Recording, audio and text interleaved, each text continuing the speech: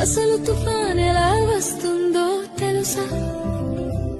సముద్రం మొదట ప్రశాంతంగా ఉంటుంది, అలలు మెల్లగా తాకుతూ ఉంటాయి. కానీ సూర్యుడు బాగా వేడెక్కితే సముద్రపు నీరు కూడా వేడిగా మారుతుంది. ఆ వేడి నీటి మీద ఉన్న గాలి కూడా వేడి అవుతుంది. పైకి ఎగురుతుంది, గాలి పైకి ఎగినప్పుడు కింద ఖాళీ అవుతుంది. అప్పుడు చుట్టుపక్కల చల్లని గాలి ఖాళీని నింపడానికి వస్తుంది. ఇలా గాలి ఎగరడం దిగడం మొదలవుతుంది. అలా తిరుగుతూ తిరుగుతూ ఒక పెద్ద చక్రంలా మారుతుంది.